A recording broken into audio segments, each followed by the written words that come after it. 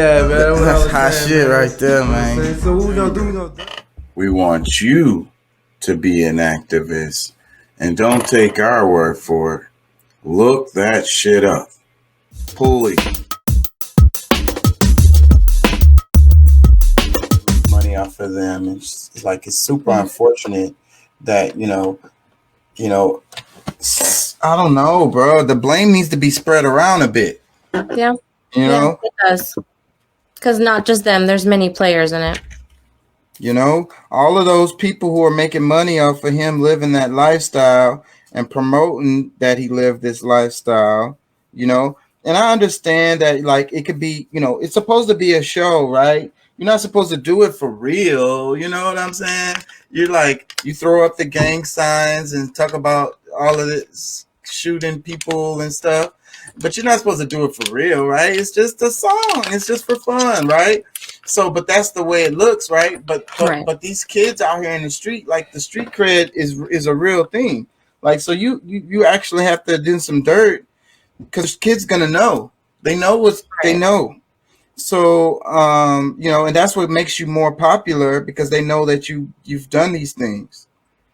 It's so sad. It's so sad and unfortunate that these people prey on these. A lot of times these are kids. You got to remember that too. These rappers are early 20s mostly, right? They're super young. They don't even know nothing about the world, and they get caught up in this shit. And then these people that's making money off of them is like, go ahead, keep on, doing what you're doing in the streets or whatever. Like, I don't know what they're telling them. I'm just saying, I don't know. I really don't know. I have no idea. But it seems like they should be telling them, bro, don't be fucking with them people. You're going to have to disassociate yourself from these people and not really deal with them. You know what I mean? Because, if they in the street doing dirt, then, you legit now, you clean. You don't need no connections to that. But that's not fun to them. That's not it's a cultural thing too. Because they're like, that's whack. Like you really have to do what you say you're doing, or you have to act an ass or act stupid or act a fool. Yeah, that's how a lot of this fame comes around too. It's quick cash, quick fame, quick and clout. Then they get caught up in something. And it goes away quickly too, because like 6ix9ine is struggling to try to hold on to his relevancy. He's kind of come back on the scene a bit lately, but it's like that kind of way of going at it. Like he kind of showed a way to do the game in a different way, and I think a lot of people have been copying him. But you can also see how it's really not success. It's not sustainable. You can't keep up this kind of hype totally off of like beef and drama and like spectacular stuff, because that spectacular shit ain't gonna be happening all the damn time. You can't keep, because that's how he keeps attention. That's how he keeps his relevancy.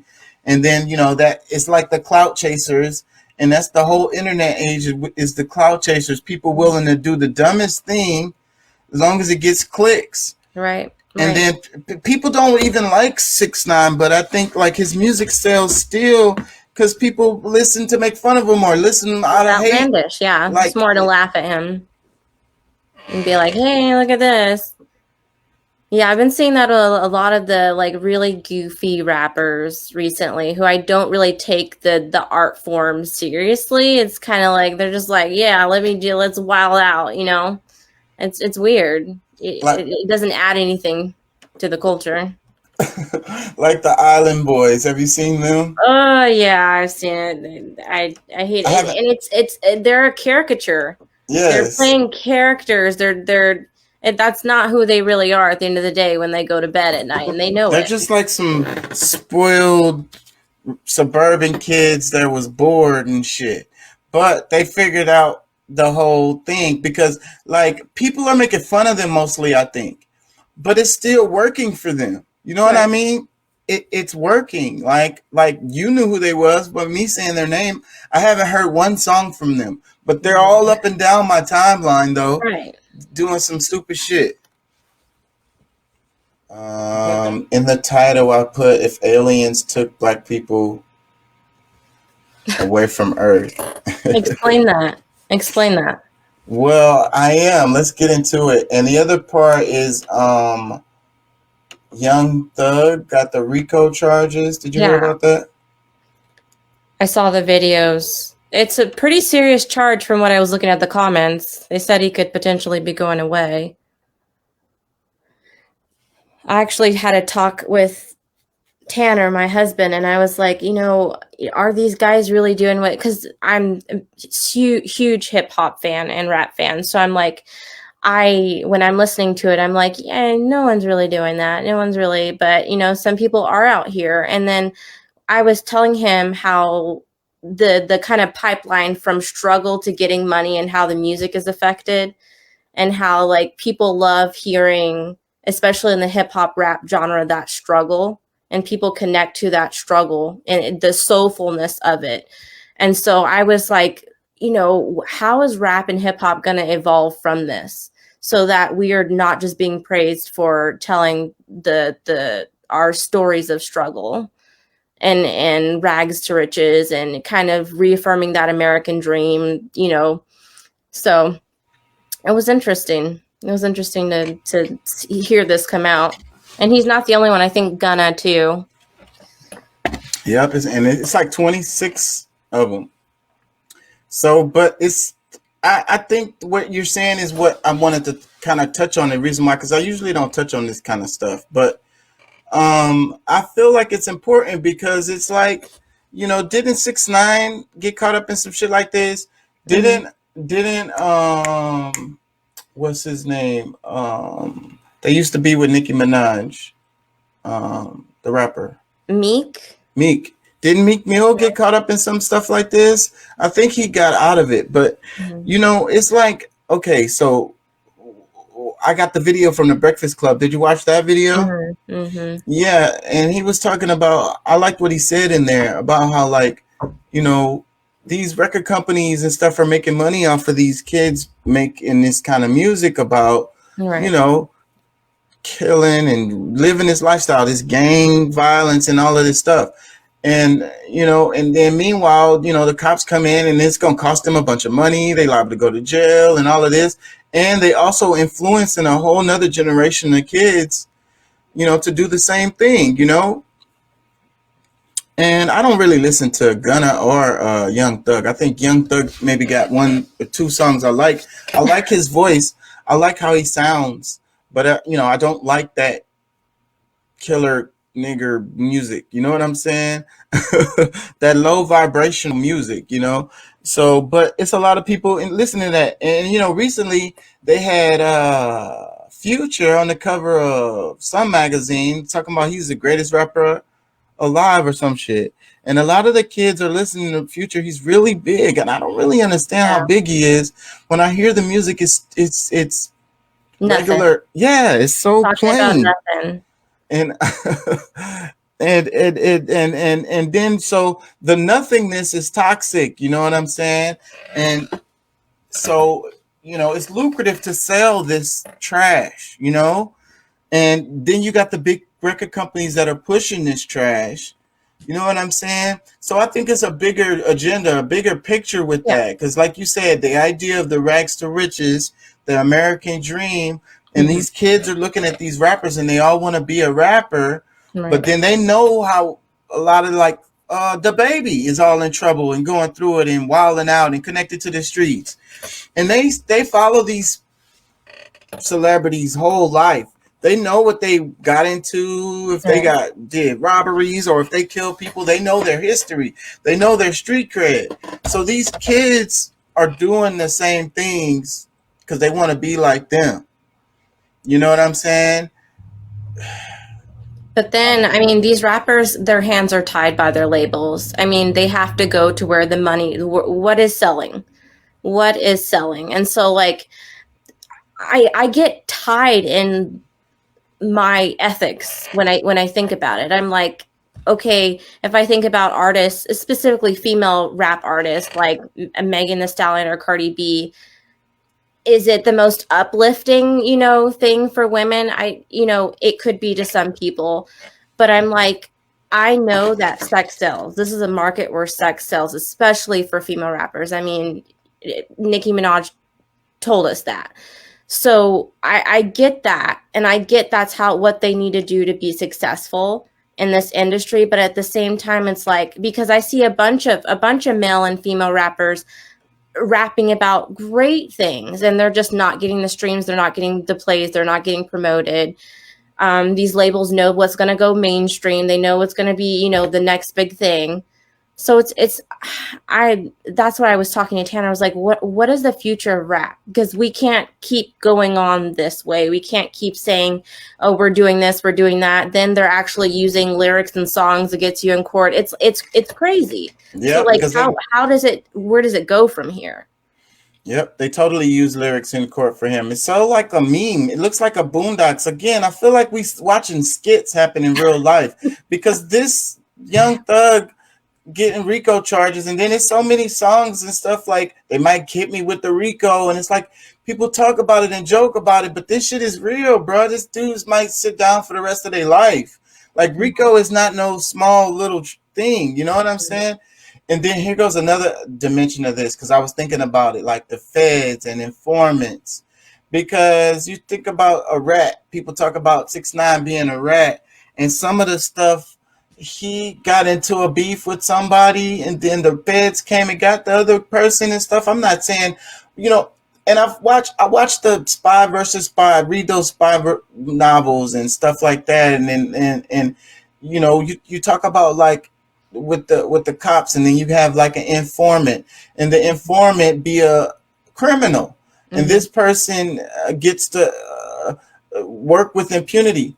What was the name of that movie? It was called The Departed. Did you see the movie The Departed? I don't think I remember The Departed. Damn it, I wish you would have saw that. But anyways, you know how young I am. The Departed, that movie was good. Check it out, bruh. It's all-star cast. Anyways, the guy he had a cop friend, and he had a street friend, like, and that he raised them for kids. He wasn't related to them, and he was also an informant for the police this whole time, and that's the reason why he was able to do his crime empire, because he was the one who was snitching on everybody else in the city. Right.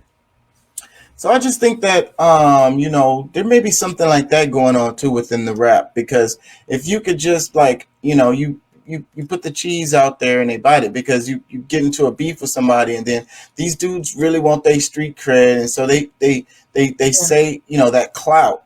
So clout comes from the stuff that you actually really did. So then they drop words and lines or whatever, and the feds are watching all this shit on Instagram and their YouTube videos or whatever the hell, they Snapchats, and they building cases over time. They said they've been watching Young Thug since 2006 or some shit. 2000, right? I don't know. That's a long crazy. ass time ago. Yeah, I don't know if I want to just finish with the Young Thug. Let's just play the Young Thug clip.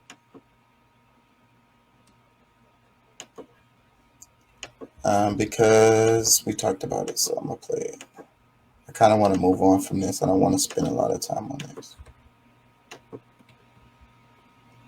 Act of racketeering is basically a group of people that work together, conspire together to form a criminal enterprise, and it got to be multiple people, and they've got to be doing multiple different things to make a racketeering charge. And this particular racketeering charge, according to the Fulton County prosecutor, was vast. In fact, they listed 180 plus different acts that they allege that Young Thug and his other co-defendants were taking part in, all part of the YSL, or Young Slime Life group, that he has accused of being part of.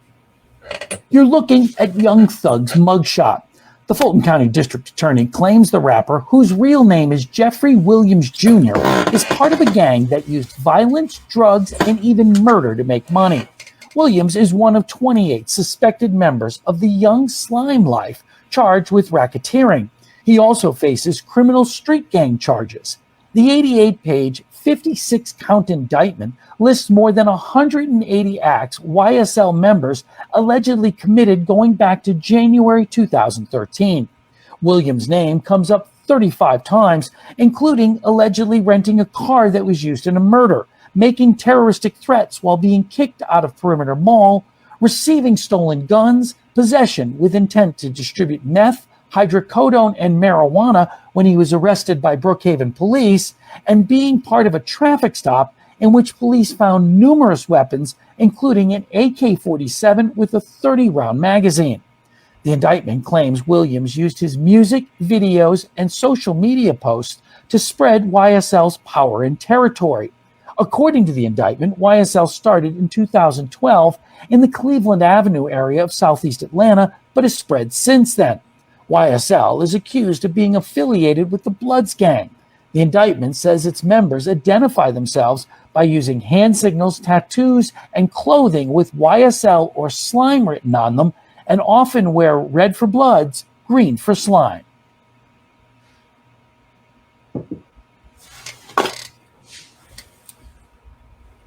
A young thug is being held here at the Fulton County Jail, expected to make his first court appearance later on this morning. And while he is certainly the highest profile person who has been indicted in this, he's not the only local rapper who's been caught up. Another rapper by the name of Gunna, whose actual name is Sergio Kittrix, has also been charged with this as well. He is only facing the racketeering counts, not any of the other ones. As we mentioned, Young Thug facing both racketeering and those criminal gang activities.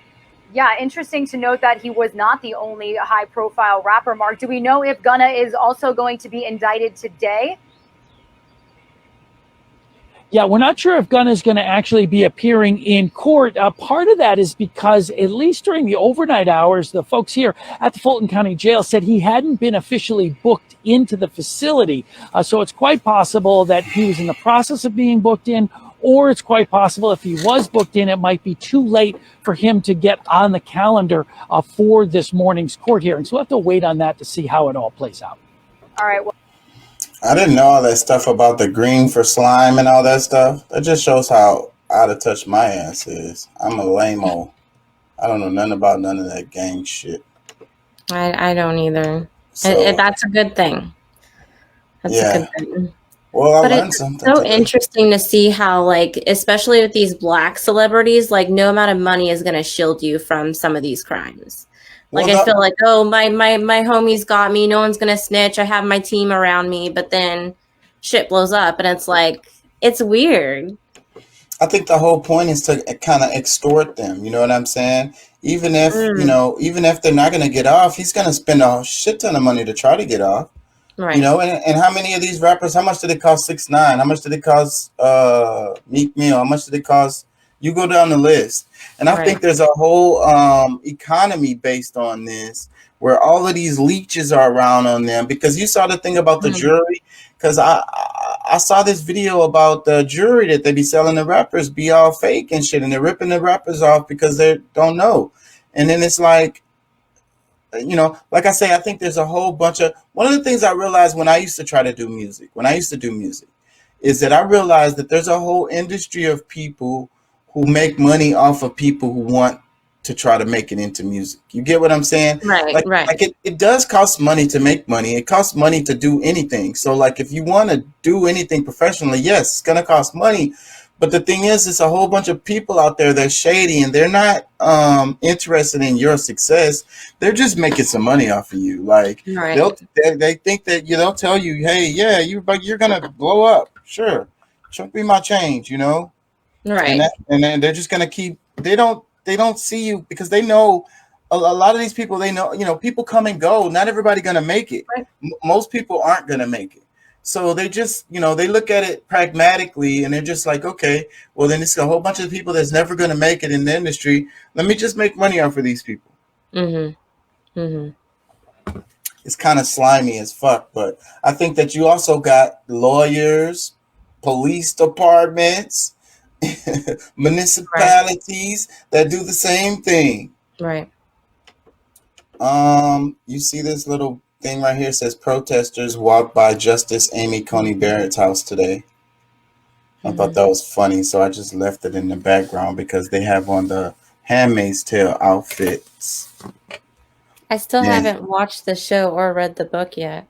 Yeah, man, you So should check late. it out. Just check the trailer or whatever, and that'll give you the gist of the story, because the story is what it's, what's important. And that's why people are latching on to it so heavily, because it really sounds, it's set in the future in the United States, and the United States has broken up into pieces. There's a war going on. There's a certain part of the United States is called Gilead. And in this place, well, the overall backdrop is that only some women can make babies at this time. So the world is kind of falling apart because only a certain number of women can actually get pregnant. So this place, Gilead, they kidnap women and they just force them to make babies for the rich people. And like the women are basically slaves, and they go from one house to another after they have a baby or whatever. They live with the family until she gets pregnant and gives birth, and then she moves on to another family. Those are the handmaids. Wow, that's crazy. And they dress up it like that with the red outfit with the white little top. That way everybody can identify, who they are. It's really crazy. From what I remember, like the non-fertile women just get to live their lives regularly, or no, because this world is crazy. Women don't even, like in Gilead, women can't own property. You know what I'm saying? Like, it's basically like the 1800s and shit. Like, it's all patriarchal. The women can't own property. That's one of the first things they did in the movie was they froze the women's bank accounts. Well, in the show, they froze the women's bank accounts and forced them that a man had to take over ownership of their bank account. It had to be their uncle or husband or dad. And that was the first way they started. And then they kicked them all off their jobs. They fired all of them. Women couldn't work.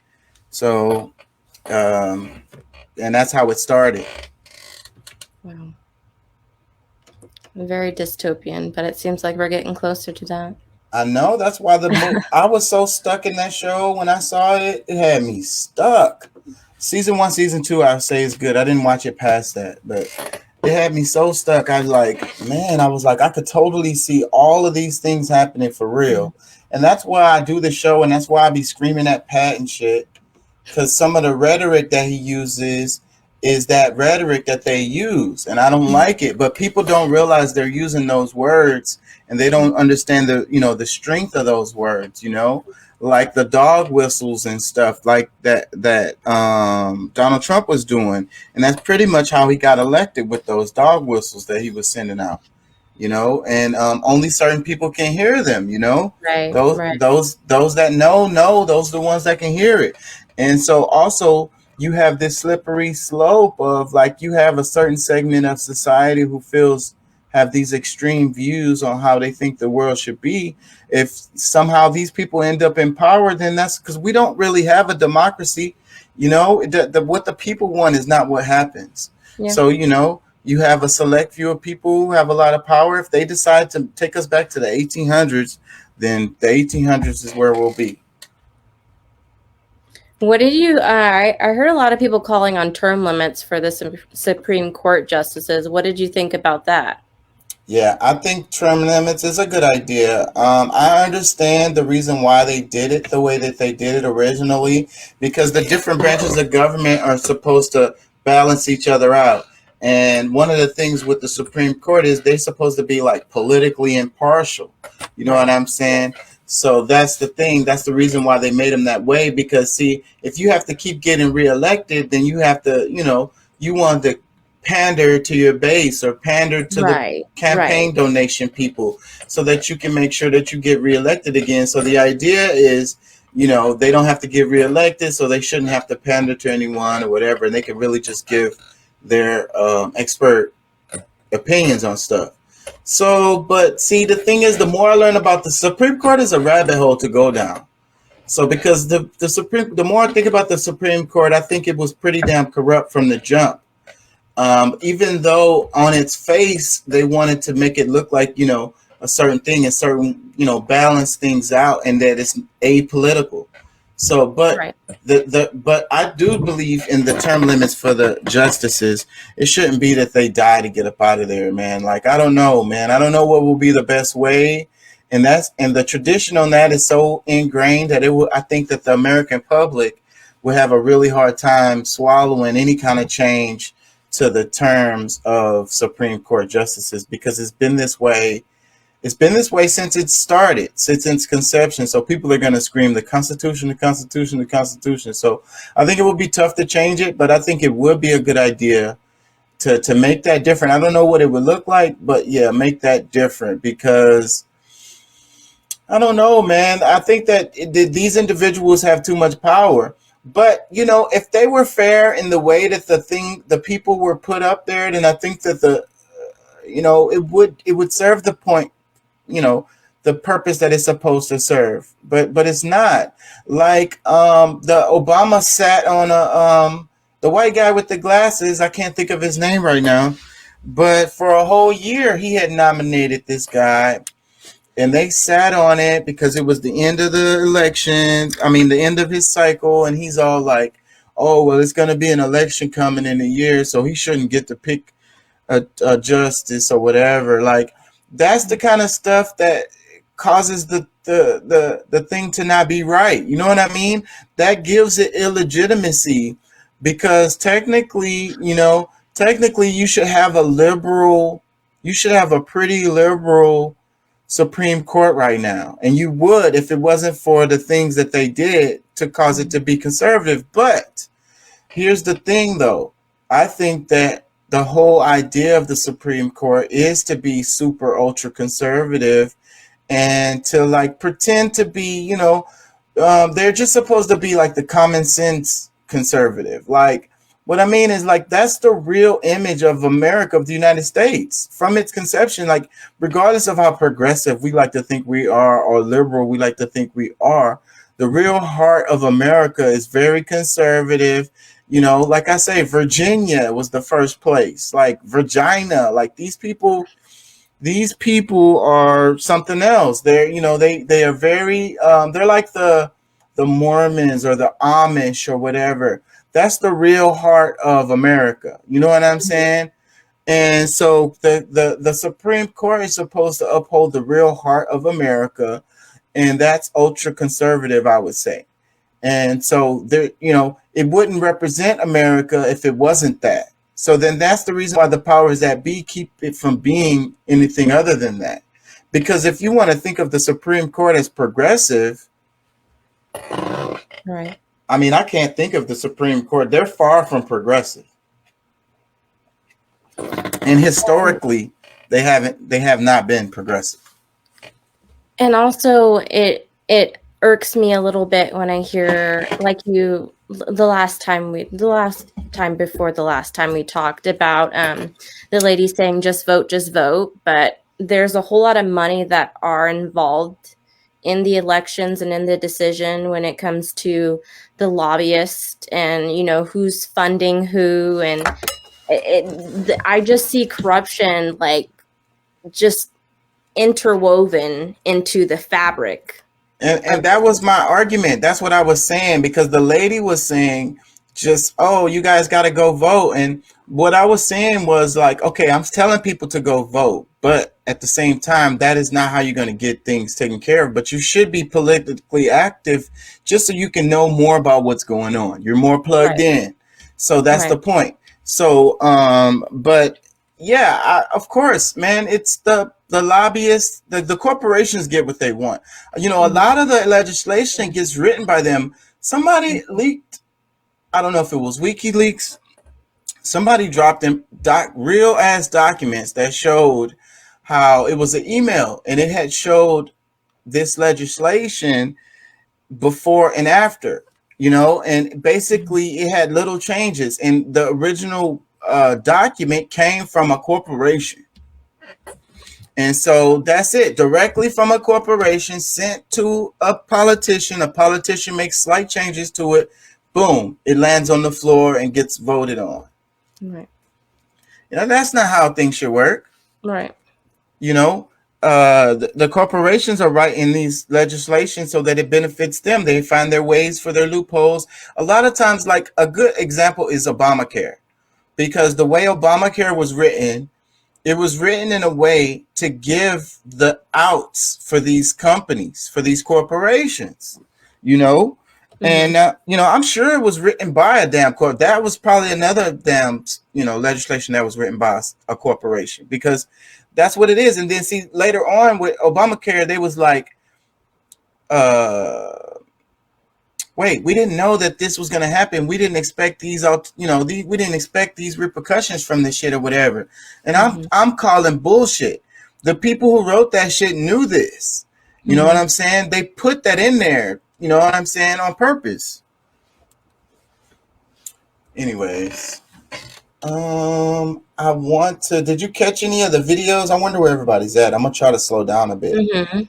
Did you catch any of the videos? What did you see? What interested you? So I saw the journalist that just got killed, unfortunately.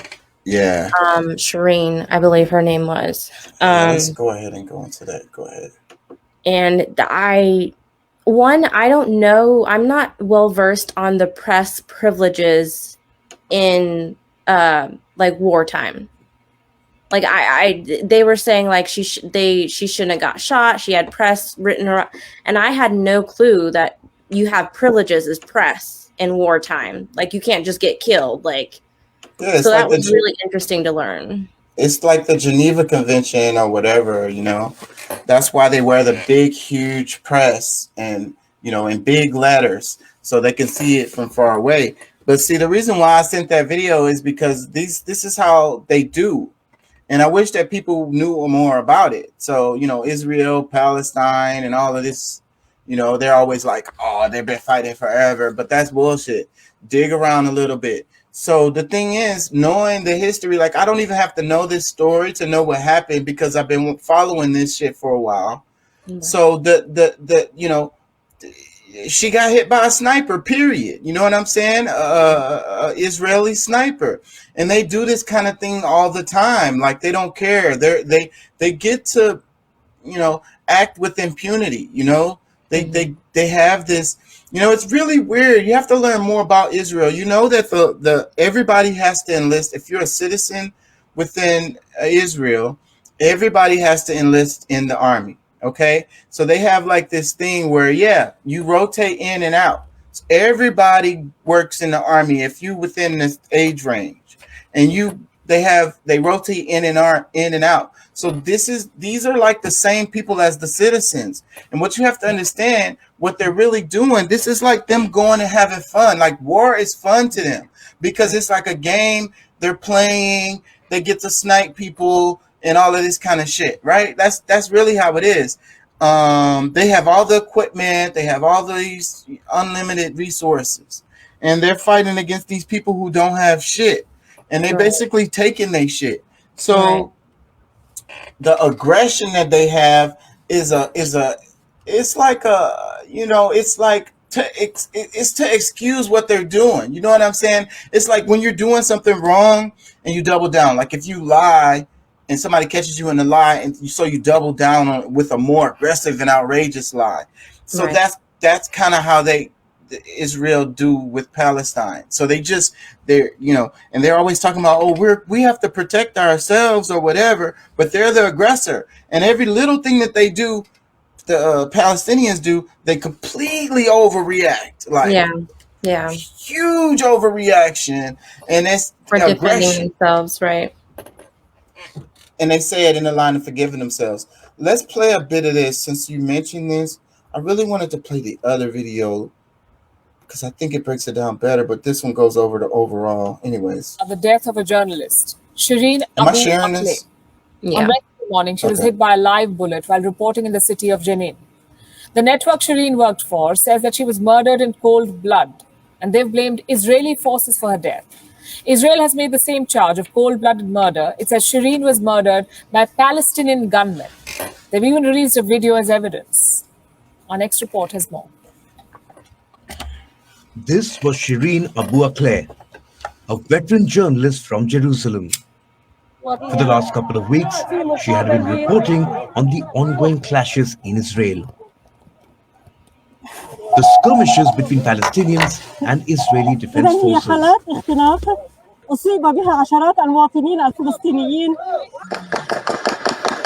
On Wednesday morning, Shireen died on field. The 51-year-old was hit by a live bullet while covering Israeli raids in the city of Jenin. Video footage shows her lying motionless on the ground as a colleague ducks for cover and pleads for help. Shireen was buried in her native Jerusalem.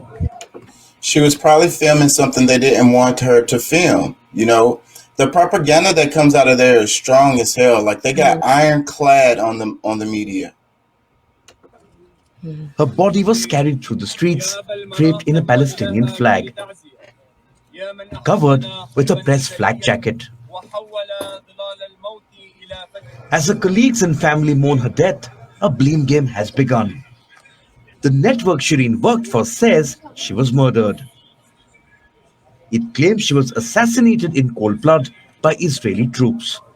The chairman of the PLO has reiterated these claims. He says the journalist was killed to obscure the truth. Israel doesn't agree.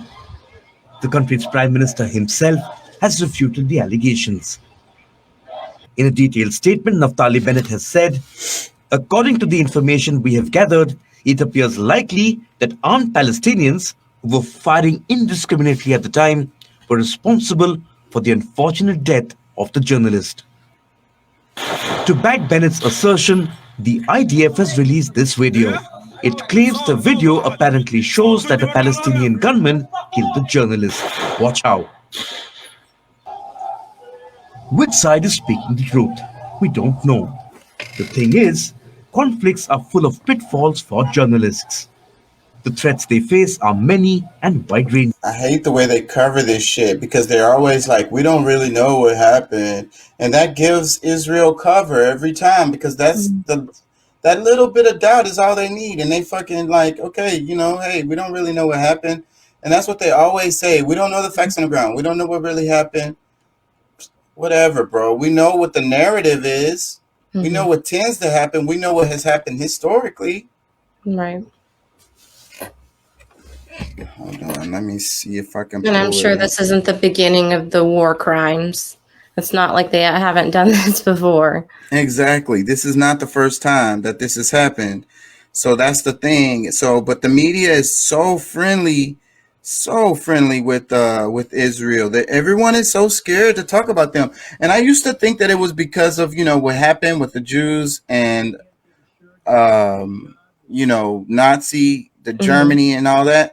And I used to think that, you know, well, you know, people are extra sensitive, you know, because these people have historically been, you know, persecuted, oppressed, you know.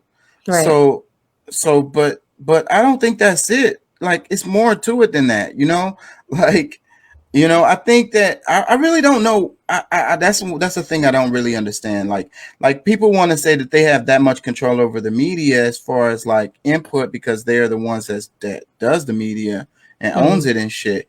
But I don't think that they could control all of the media. Like they don't own all the like, and everybody is super nice to them on these topics. Yeah. I'm trying to see if I can't find the other video of it was I think it was Democracy Now. I don't see it. Damn it. Doesn't the US have a tight relationship with Israel right now? Absolutely. Well, we sell a lot of arms to them. That's the main thing, our main relationship with them. But you know, the ties run deeper than that because really, if you look at history, you know, you understand that Israel is a little mini United States, you know, like their history is so similar, and they're going through the little process, like the process that United States went to from sea to shining sea, you know, manifest destiny, you know, basically persecuting the Indians, the Native Americans, and eradicating them. Right. That's pretty much the same process that Israel is doing now with the Palestinians. It's like the same thing. It's like exactly the same thing. So, you know, that's the reason why United States is so cool with Israel, because they're like their little baby. Mm-hmm. I cannot find the fucking video. I swear it was here. I swear it was a Democracy Now, but I guess I'm gonna just move on because I can't find it. Well, we can read the comments underneath that video. How about that? The one we just played. Now I want to bring Palestine, the whole thing, bro, is so complicated, but everybody gotta, you know, learn more about it, and just don't look at it from the top. I bet you it's gonna be some good comments in here. Let me see. Gunman Killer. We start Globalist United World, blah, blah, blah. Okay, first comment, it says, now I feel what Anas Malik go through when he reports from Afghanistan and Ukraine. It's dangerous to be a reporter. Like, they're killing reporters. A lot of, you know, journalists dying in Mexico like crazy right now. Like, every week it's like 3 or 4 of them. Let me read next comment. It says, why does it matter which side did this? What else is expected while being in the middle of live fire where nothing can be predicted and everything is at stake? That sounds like some bullshit. Than that. Yeah, that sounds like some bullshit cop out. Let me read some more. It says, this is so sad, praying for her family. Another one, it says, never seen any media covering these news from the both sides. Unbiased, hats off to Weon. They're not completely unbiased. Unless Israel and the Palestinians buy their weapons from the same dealer, it should be easy to tell who it came from. The investigators would know this. Exactly. Come on. It says, Palki, don't go in between firing to make a live coverage. You are, of course, a daredevil, but take care. We want to hear you for many more years. I didn't get that one at all. So many wars across the globe, no learnings from World War I and II, still fighting for ideologies. It's sad. It's a sad state of affairs. It says, great coverage, though. Sad story, but you guys are better than any news company in Canada. Of course, I get scared. In a specific moment, you forget that fear. We don't throw ourselves to death. We go and we try to find where we can stand and how to protect the team with me before I think about how I'm going to go up on the screen and what I'm going to say. Yeah, man, they probably had to go out of their way to hit them because they know what's going on. They're not going to put themselves in the middle of live fire. Yeah, for sure.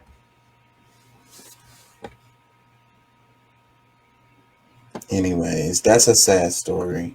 News networks are not even getting clicks like that. So this shows like there's an opportunity for this, what we're doing here on this show.